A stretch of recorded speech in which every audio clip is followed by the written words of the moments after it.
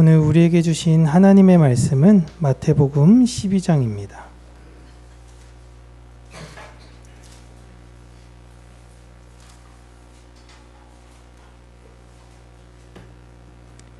마태복음 12장 46절에서 50절까지 우리 함께 읽도록 하겠습니다. 예수께서 우리에게 말씀하실 때에 그의 어머니와 동생들이 예수께 말하려고 밖에 섰더니 한 사람이 예수께 여짜오되 보소서 당신의 어머니와 동생들이 당신께 말하려고 밖에 서 있나이다 하니 말하던 사람에게 대답하여 이르되 누가 내 어머니이며 내 동생들이냐 하시고 손을 내밀어 제자들을 가리켜 이르시되 나의 어머니와 나의 동생들을 보라. 누구든지 하늘에 계신 내 아버지의 뜻대로 하는 자가 내 형제요 자매요 어머니이니라 하시더라. 아멘. 네, 오늘은 영적 가족이라는 제목으로 하나님의 말씀을 우리 사랑하는 성도님들과 함께 나누도록 하겠습니다. 최영수 집사님 왜 이렇게 저를 노려보세요? 네, 이렇게 웃으실 수 있는데 네, 깜짝 놀랐습니다. 가족이 무엇일까요? 가족은 여러분에게 어떤 것이 됩니까? 삶에 지칠 때 힘과 소망이 되십니까? 아니면 이렇게 치울 수도 없고 이거 어떻게 할 수도 없고 이런 짐으로 여기십니까? 요즘은 이 가족이 무엇인가에 대해서 질문을 던져야 되는 시기인 것 같아요. 가족을 결혼을 해라, 결혼을 하지 말아라, 세상이 편한데 이런 것이 아니라 가족이 도대체 뭐냐? 우리가 왜 가족에 대해서 꾸리지 않으려고 하고 왜 꾸려야 하고 가족이 갖고 있는 그 근본적 의미가 무엇인지를 저는 학교에나 이렇게 좀 사회적으로 많은 교육을 해야 된다라고 생각하는 시기가 되었습니다. 가족은 쉽게 같은 목표를 가진 모임을 우리는 통상적으로 가족이라고 이야기를 합니다. 예전에 가족의 목표는요, 가문의 영광을 위하는 것이 그 가족의 목표였습니다. 아무것도 아닌 것 같은데 가문의 영광이에요. 그런 취지를 부합시키기 위해서요, 예전에는 가문 대 가문끼리 결혼을 했었습니다. 좋은 가문끼리 결혼을 했던 거죠. 신분의 차이를 절대 인정해주지 않았습니다. 가족 한 사람의 성공이 있어서는 그건 한 사람의 성공이 아니라 그 가족과 그 가문의 성공과도 같았고, 한 사람의 몰락은 그 한 사람만의 몰락이 아니라 가족, 가문 전체의 몰락이 되기도 했습니다. 가족은 하나가 전체이자 전체가 하나인 하나의 목표를 가진 구조적 집단이었어요. 그래서 과거에는 하나가 잘 되면 모두가 잘 될 것이라는 세계관이 있다 보니 장자에게 모든 것들을 밀어주었었죠. 큰형을, 큰오빠를 위해서, 큰아들을 위해서라면 가족 모두가 희생을 했던 것이 예전의 가족의 구조였습니다. 그게 왜 그러냐면 가문의 영광이 한 사람이 빛나면 전체가 빛날 수 있었기 때문에 그래요. 근데 지금은 그렇지 않죠. 제가 어릴 적 학교에서 집안에 가운을 써와라 라는 숙제를 학교에서 주었던 기억이 있습니다. 그때는 하라고 하니까 왜 하는지도 모르고 저 아버지에게 찾아가서 아버지, 우리 집 가운이 뭔가요? 저희 아버지이신 윤홍둥 장로님께서 한참 생각하시더니 믿음, 소망, 사랑. 그래가지고 제가 학교에다 믿음, 소망, 사랑을 제출했던 기억이 났었어요. 지금 생각해보면 그 숙제는 왜 이걸 냈을까? 어렸을 땐 잘 모르잖아요. 이렇게 생각을 곰곰이 해보니까 집안의 정통성을 묻는 질문이더라고요. 그 집안. 여러분, 재령 이씨 이함 가문은요 400년 동안 그 집안은 한 가지 가운이 내려갔습니다. 그거 뭐냐면 지고 믿져라. 이게 그 집안이 400년 넘게 내려왔던 가운이었어요. 경주 최부자식 댁에 있어서는 그 고을 자기 주변 반경에 있어서 굶주리는 사람이 없도록 해라. 이게 집안의 가운이었습니다. 퇴계 이왕이나 다산 적약용 가문 등 모든 가문 대대로 뿌리와 유서 깊은 집안들은요, 그 집안에 관통되어지는 가운이 있었어요. 잠시만요. 이거 무선 마이크로 바꿀게요.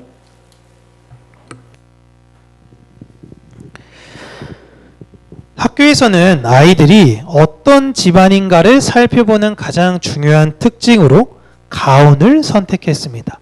그 집안은 대대로 무엇을 가르치는가라는 걸 확인하려고 했던 것이죠. 저는 이게 진짜 중요한 것이라고 생각을 해요. 옛날에는 무슨 하면 된다 뭐 이런 것을 가훈으로 하는 집도 있지만 우리 집은 어떠한 것을 가지고 어떠한 세계관을 가르치며 그걸 기준으로 살아가는가라는 것이 정말 중요하다고 생각합니다. 물론 나라적 차원에서는 그 아이의 뿌리를 확인하려는 작업이기도 했었어요. 지금은 거의 실효성이 없지만 예전에는 학교에서 제게 나눠주는 거 혹은 어디 가서 무언가를 기록할 때 보면 본적지라는 것을 기록하는 란이 있었습니다. 주소는 주소인데 본적이 있어서 도대체 주소와 본적이 뭐가 다른 거지? 라는 것으로 많이 헷갈렸었어요. 본적은 뭐야? 주소는 뭐야? 주소는 내가 지금 살고 있는 곳, 본적은 내가 태어난 곳을 말하는 것이구나 라고 그렇게 생각해서 그걸 기록해서 냈었는데요. 그 본적이라는 것은 그 본적을 통해 나라의 행정이 그 사람의 출신이 어딘지를 쉽게 구분하려고 했던 것인 것을 제가 나중에 알게 됐습니다. 제가 파평 윤씨인데요. 그냥 제 성을 윤바울 이렇게 적으면요. 이 윤씨가 어디에 속한 사람인지를 몰라요. 행정은요. 그때 본적을 보는 겁니다. 네가 어느 가문에 속했는지를 보는 거예요. 근데 저는 그걸 몰라서 파평 윤씨인데 서울엔 윤씨가 없는데 서울 윤씨? 이게 아니거든요. 어디냐? 우리의 아버지의 아버지의 아버지가 계셔서 모였던 그 집성촌, 그 동네가 어디냐라는 걸 본적으로 물어본 거예요. 저의 본적은 한평입니다. 그걸 적으라고 했던 거예요. 그러면 나라에서는 이 윤씨가 파평 윤씨 한평에 있는 어느 사람이구나라는 걸 알아요. 거기에 제 이름을 보곤 학렬로 이 사람이 몇 대손인지까지를 행정어론 한 번에 유추할 수 있었습니다. 이게 당시 시스템이었던 거예요. 그렇게 가족의 의미를 어떤 한 개인이 아니라 그 집안으로 한 번에 알기 편하게 만들려고까지 했던 게 여러분 행정이었고 그게 점점점 지금 사라지고 있죠. 지금 본적지 누가 쓰라고 하나요? 성씨가 뭐가 그렇게 중요한가요? 이제 그 의미가 정말 많이 퇴색이 됐습니다. 이제는 그 집안이 어느 집안이야? 어디야? 출신이 뭐야? 이게 아니라 돈 많아? 아버지 뭐 하셔? 야, 성이 중요한 게 아니야. 그 아버지가 어디 강남에 빌딩을 갖고 있다고? 그러면 그냥 그 집은 뿌리건 뭐건 다 상관없이 아주 그냥 적통의 집안인 거예요. 그런 집안으로 다 보내죠. 여러분 불과 100년 전에 돈 아무리 많이 써도 족보조차 어디서 모르면요. 그 집안에서 쳐다도 안 봅니다. 쳐다도 안 봐요. 어디 돈을 갖고 와가지고 내 애를 살라 그러냐고 이렇게 해가지고 집에서 내쫓기기도 했습니다. 그렇게 가족의 의미가 점점점 희미해지고 있는 시대가 되었어요. 우리가 성경을 읽으면서 많은 이질감을 갖고 있는 가장 큰 이유 중에 하나가 이젠 예수님 당시 때의 세계관이 그래도 100년 전만 하더라도 어느 정도 좀 쉽게 설명하면 이해할 수가 있었는데 이제는 완전히 해석을 다르게 해야 되기 때문에 어려워졌습니다. 이런 가족의 모습의 형태만 다르지 사실상 우리나라도 그렇지만 세계 곳곳에서 그렇죠. 인도에서도 지금 여러분 명예살인이라는 것이 있습니다. 갑자기 외삼촌이 아니다. 갑자기 오빠 아니면 작은아버지가 갑자기 얘가 어디 천민 출신 사람이랑 결혼한다 그래서 그 사람 막 때려 죽이기도 하고 이거 가지고 재판에 했는데 옛날에는 용서해 주기까지 했어요. 심지어 인도의 어느 지역은 불에 태워 죽이기까지 하죠. 그 가족까지도. 이게 불과 그렇게 오래된 내용들이 아닌 거예요. 그러니까 이런 가족의 모습, 가족의 가문의 영광을 위해 너 개인이 존재한다라는 건 어느 나라에만 있는 것이 아니라 모든 세계에 다 뿌리 깊게 퍼져 있는 것입니다. 지금은 아까 제가 말씀드렸다시피 이것이 개인화되어져 가지고 좀 많이 퇴색되어졌지만 아직도 여전히 명문가 사람들은 그 방법을 동일하게 취하고 있어요. 그래서 더 가문에 양극화가 이루어지고 있는 것이죠. 예전에는 가문을 생각하지 못했던 사람들, 너 어디 출신이야 라는 걸 말할 수 없었던 사람들은 주로 어떤 사람들이냐? 최하층민이거나 혹은 완전히 멸문된 가문만 그렇게 되었습니다. 그러니까 가문의 형태를 없애는 것 같아 보이지만 오늘날은 더 소수의 사람들이 그 가문의 형태를 유지하고 있는 모습이 되어지고 있는 상황이 되었어요. 예수님 당시에는 가문에 관해서 굉장히 중요하게 생각되었던 시기였습니다. 이런 상황 속에 예수님 가족은 왜 예수님을 찾아가게 된 것일까? 오늘 우리가 한번 본문을 통해서 살펴보려고 하는 거예요. 그걸 먼저 잘 생각해 두셔야 돼요. 가문이 굉장히 중요하다.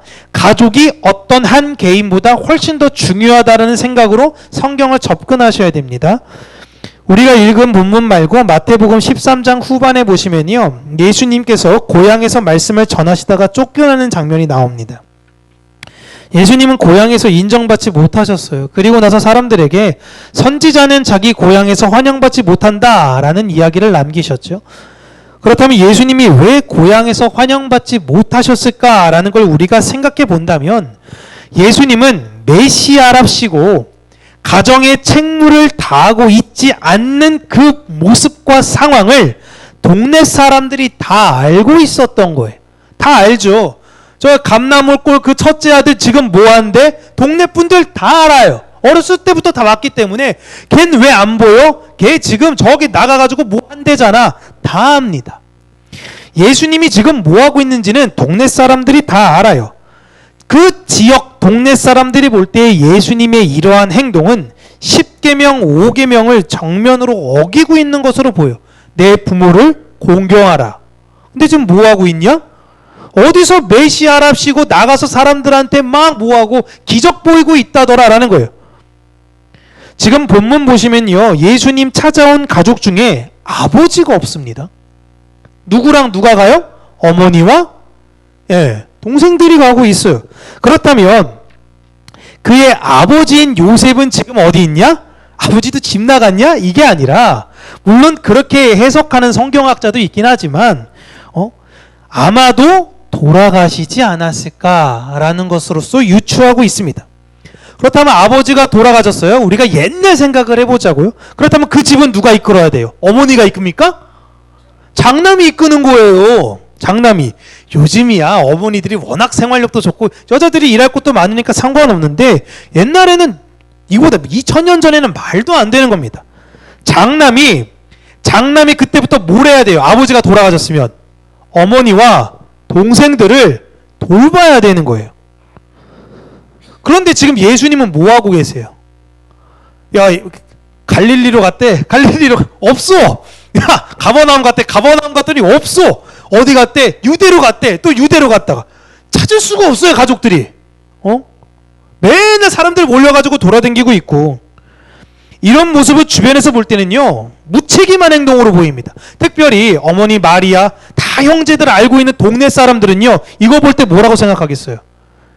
야, 그래 메시아 좋은데 어머니가 저렇고 애들이 저러면 넌 장남으로 장남의 노릇 좀 해야지, 도리를 해야 되는 거 아니냐 라고 동네 사람들은 생각할 수밖에 없는 세계관입니다. 그럼에도 불구하고 이게 혈연이기, 가족은 어떻게, 그래도 큰형이 내 아들이 뭘 하는지는 너무 궁금할 거 아니에요. 그러니까 한번 찾아가 본 겁니다. 예수님 어머니 입장을 우리가 생각해봐요. 마리아께서는 얼마나 보고 싶을까요? 아들이 나이가 들어도 장가도 안 가. 그리고 어디 가서 막 그러고 있어. 그럼 아들이 그래도 보고 싶잖아요. 내 아들인데. 근데 혼자 가긴 좀 그렇잖아요. 나이가 있으시니까. 그러니까 동생들한테 얘야 우리 좀 같이 좀 가자. 그러면 집에도 안 들어오는 형 진짜 왜 자꾸 엄마를 찾아요. 진짜 짜증나게. 근데 엄마가 그래도 같이 가자. 에이 하고 또 같이 갈 수 있는 거죠. 같이 가서 엄마 모시고 한번 그냥 우리 큰형이 어떻게 하고 있는가 살펴보러 갔을 수 있습니다. 그런데 예수님을 만나러 간 그곳, 내 아들과 큰형을 만나는 그곳에 사람이 너무 많이 모여 있는 거예요. 너무 많이 모여서 이거를 이렇게 해치고 가려고 하니까 그럴 수가 없는 겁니다. 그래서 사람들에게 우리가 예수님의 가족인데 예수님을 좀 우리에게 불러달라. 예수님 좀 한번 만나러 왔다라고 이야기를 해요. 그래서 한 사람이 말이 전해져가지고 예수님 가족이 오셨대요. 어머니 오셨답니다. 라고 이렇게 말을 전달한 겁니다. 그런데 지금 예수님이 하신 말씀을 보세요. 기가 막힌 말씀을 하십니다. 누가 나의 가족이냐? 야, 이거 연을 끊겠다는 건가? 누가 나의 가족이냐? 그리고 막 제자들과 사람들을 가리켜 손을 내밀면서 나의 가족을 보라. 나의 가족은 하늘에 계신 내 아버지 뜻대로 하는 자가 내 가족이다 라고 이야기해요. 이게 지금 먼 길 찾아와서 나에게 얼굴 한번 보겠다는 어머니에게 할 큰아들이 할 말인가요? 예? 여러분이 이 말씀 들었다면 어떻게 생각하세요? 여러분이 동생이에요. 어머니 모시고 왔어. 근데 큰형이 얘기하는데 이런 얘기를 전달해서 들었다고 생각해 보세요. 진짜 이게 뭐 가만 안 둬 내가 진짜. 내가 진짜 가만 안 둬 내가. 이런 생각하지 않겠어요? 이 내용만 여러분 딱 놓고 볼 때는 예수님의 언사가 좀 너무한 거 아닌가? 이렇게 싶진 않으세요? 우리는 성경 볼 때 예수님은 그러실 수 있어. 이렇게 생각하니까 너무 쉽게 넘기는데 상식적으로 생각해 보자고요. 우리 지금 이 시대에 내가 그걸 겪고 있다면 과연 나는 그걸 받아들일 수 있는 것인가? 근데 이 내용을 이렇게 감정적으로 접근하면요, 우리가 굉장히 놓칠 수 있는 문제가 있습니다. 예수님이 지금 이 말씀을 누구에게 하신 것이냐가 사실 굉장히 중요한 거예요. 지금 예수님과 함께 있는 사람들이 어떤 사람일까요? 그렇게 빽빽한 인파들이 다 모여있던 거기가 다 예수님한테 인사청탁하려고 오신 분들이 아니에요. 이분들은 다 최하층에 속한 사람들입니다. 이들은 아파요. 병들었어요. 그래서 가족들은 이들이 부정탄다라는 이유만으로 가족들에게까지 버림받은 사람들입니다. 이들은 어떠한 소속감도 없는 사람들이에요. 제가 이거 가문의 영광 이야기하면서 말씀드린 게 예전에서 집안에서 쫓겨나면요, 지금이야 어디 다른 지방 가서 살면 되지 이렇게 되지만요, 옛날엔 그게 안 된다니까요. 내가 이 집성촌에서 쫓겨나면 다른 쪽에 가야 되는데 그쪽에서 호적 조사를 해요. 당신 어디에서, 왜냐면 어떤 사람인지 모르니까. 당신 어디 출신입니까? 왜 쫓겨났습니까? 다 물어보거든요. 안 걸릴 수가 없어요. 이 시대가 그런 시대예요. 지금 예수님 주변에 모여있는 사람들은 다 가족으로부터 버림받은 사람들이 대다수입니다. 소속감이 없는 사람들이에요. 이런 아무런 소속이 없는 그들에게 예수님께서 하신 말씀이 하나님의 말씀을 따르는 자들을 내가 가족으로 삼는다. 또한 하나님께서 가족으로 삼으신다라는 이야기를 해 주시는 것입니다. 너희들은 혼자가 아니야 라는 이야기를 해 주시는 거예요. 가족조차도 부정하다라는 이유로 그들을 버렸지만 이제 그들은 예수님을 통해 하늘의 가족이 된 것입니다. 고침을 받은 환자들이 가족에게 돌아갔을 때요, 그 가족들이 막 기뻐했어요. 와, 네가 다 낫고 왔구나. 너무 다행이다. 문둥병 다 낫구나. 너무 다행이다. 그래서 받아줬다면 이 사람이 예수님을 따라갔을까요? 가족과 함께 있었겠죠. 왜 예수님과 함께 있냐고요? 왜? 돌아갈 곳이 없어요. 돌아갈 곳이. 그들에게 예수님은 너희들은 돌아갈 곳이 없는 자들이 아니다라는 거예요. 너희들은 하나님과의 가족이다 라는 말씀을 해 주시는 것입니다. 내가 너희의 가족이 되어 줄게 라는 거예요. 가족에 속하지 못했다라는 것은요, 아무런 삶의 목표와 희망이 없는 시대였습니다. 그런 시대 속에 예수님은 너희들은 하나님의 가족으로 하나님의 영광이라는 목표 아래에 이젠 그 가문을 세워가는 사람들이라고 하신 거예요.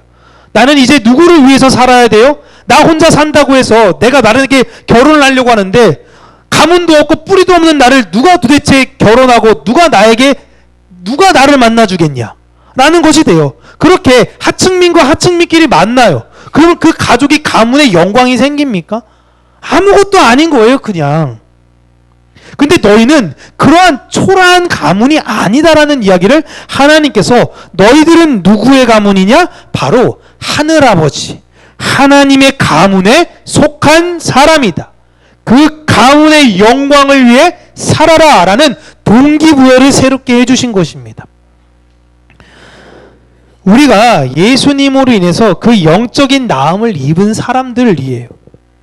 이 세상에서 가족을 만들고 내가 가문의 영광이 되기 위해서 아득바득 살았던 것이 나의 모습입니다.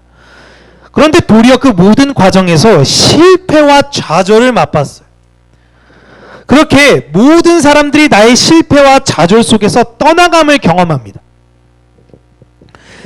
그때 예수께서 찾아오셔서 버림받은 나를 하늘의 가족으로 삼아 주신 거예요. 그렇게 우리가 영적 가족이 된 것입니다. 여러분, 신천지에서는요, 자신들의 영적 가족이라고 이야기를 합니다. 육신의 가족도 있다면 영적인 가족이 있다. 그들은 영적인 가족을 우리가 이루기 위해선 반드시 육신의 가족을 버려야 한다라고 이야기를 해요.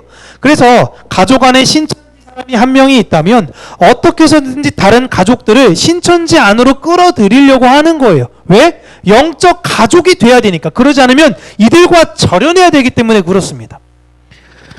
이것이 가족 안에 불만이 있었던 젊은 세대들에게 완전히 전략적으로 먹혔어요. 아버지와 관계가 틀어지고 어머니와 관계가 틀어진 사람들에게 잘됐다. 새롭게 내가 가족을 만들어야겠구나. 이들에게 아주 주요하게 된 역할이 된 겁니다. 가족으로 상처받은 사람들이 신천지 안에 드글드글해요. 그러나 지금 성경에서 이야기하는 영적 가족은 이 세상으로부터 버림을 받게 된 자들을 예수님께서 초대하신 것이지 내가 육신의 가족을 버리라는 것이 절대 아닙니다. 해석이 잘못됐어요. 이 사람들은 지금 버려진 거예요. 가족으로부터 넌 우리 집안의 수치야. 우리 집안에 왜 너 같은 게 있어가지고 우리 집 다 부정 탈 뻔했잖아. 나가. 이랬다면 그러한 자들을 하나님께서 가족으로 끌어안으신 내용이에요. 시편 68편 5절과 6절 우리 같이 한번 읽어보도록 하겠습니다. 그의 거룩한 처소에 계신 하나님은 고아의 아버지시며 과부의 재판장이시라. 하나님이 고독한 자들은 가족과 함께 살게 하시며 갇힌 자들은 이끌어내사 형통하게 하시느니라. 오직 거역하는 자들의 거처는 메마른 땅이로다. 아멘. 하나님이 누구의 아버지냐? 고아들의 아버지다. 누구의 재판장이냐? 과부들의 재판장이다. 내가 이들을 공의로 사랑으로 이끌고 갈 거다라는 거예요. 여러분, 더 근본적으로 생각해 본다면 예수님이 이 아픈 사람들을 왜 아프게 하셨을까요? 왜 문둥병에 걸리게 하시고 왜 나에게 이런 병에 걸리게 하셨을까요? 예수님을 만나게 하시기 위해서예요. 우리를 아프게 하신 이유는요, 우리를 버리려고 하시려는 것이 절대 아닌 겁니다. 그런데 내가 힘들고 어려운 상황이 되니 이 세상은 어떻게 하더라? 나를 버리더라. 나에게 있어서 부정을 안 타기 위해서 나를 제거하더라. 내가 돈이 많고 인기 많고 내가 그랬을 땐 세상이 어떻게든 나와 친구 맺고 우리가 그렇지만 호영호재하면서 가족 아닌가? 브라더 막 이러면서 세상이 그러다가 내가 보잘것 없어지니 세상은 가차없이 나를 버리더라. 그런데 그렇게 버림받은 나를 예수께서는 하나님께서는 끌어안아 주셔서 가족 삼아 주시더라 라는 이야기입니다. 하나님은 우리에게 진짜 가족의 의미를 알려주시려는 거예요.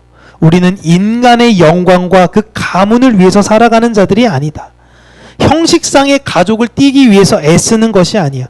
진짜 가족이 되려는 의미와 진짜 가족이 가진 의미인 것입니다. 교회는요, 그 가족의 의미를 회복하는 곳이에요. 그래서 우리가 진짜 영적인 가족이에요. 예수님은 우리를 가족으로 만드시기 위해서 자신의 모든 시간을 희생하셨습니다. 그리고 죽기까지 헌신하셨어요.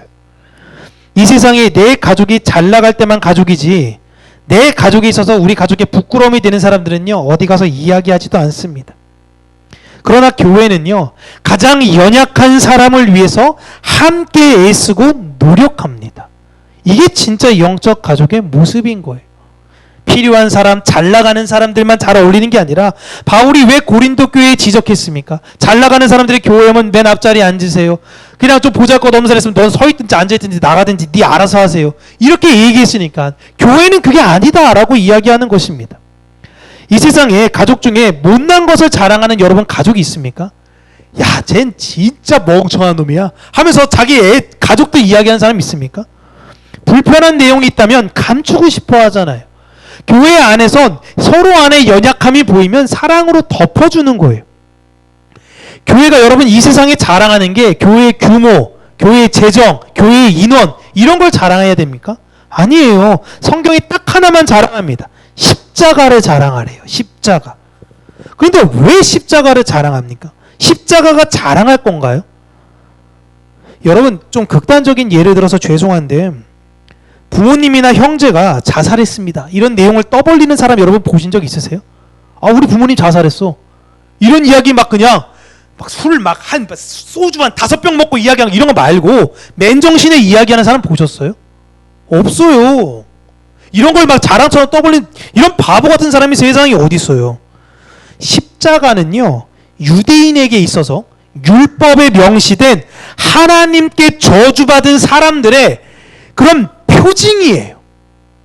누구 집안에서 십자가에 달려 죽었다? 그럼 그 집안에서 말도 못해요. 왜? 그냥 죽음 자체가 문제가 아니라 쟤는 하나님한테 저주받은 애야. 그래서 말도 못해요. 그들의 입장엔 자살이 더 가벼워요. 그런데 바울이 교회에게 뭘 자랑하냐? 십자가를 자랑해라. 나는 십자가만을 자랑하겠다. 가장 숨겨야 되는 건데, 가장 감춰야 되는 건데 어떻게 이걸 자랑한다라는 거죠? 내가 그 십자가로 인해서 하나님을 알게 되었다라는 거예요. 그러니까 그 십자가를 자랑하게 되는 거예요. 이 말은 내가 병들고 망하고 비참해 봤는데 내가 그걸 통해 하나님을 알았다. 그래서 내가 망한 게 나쁜 게 아니었구나. 내가 망했지만 병들었지만 아팠지만 그걸로 하나님을 알게 됐으니 하나님 감사합니다. 십자가라는 그 저주의 독을 통해 하나님을 알게 됐으니 하나님 감사합니다. 이게 십자가의 능력이에요. 그래서 우리가 무엇이라고 고백할 수 있냐면, 내가 약할 때, 내가 진짜 힘들고 어려울 때 하나님의 그 능력과 강함을 내가 경험했더라 라는 걸 이 세상에 간증하는 것입니다. 당신이 어떤 상황에 처하든 하나님은 그 상황을 능히 극복하실 수 있습니다. 왜요?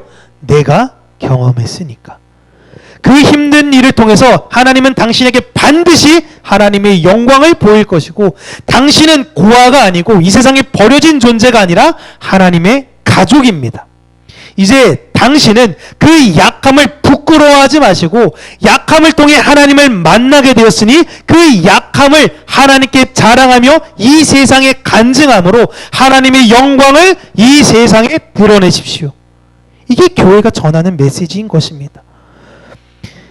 나를 위해서 사는 삶이 아니라 세상에서 볼 땐 아무리 초라해 보일지 모르더라도 나를 사랑해 주시고 나를 가족 삼아주는 분이 계시기 때문에 나는 자존감이 무너지지 않을 수 있는 거예요.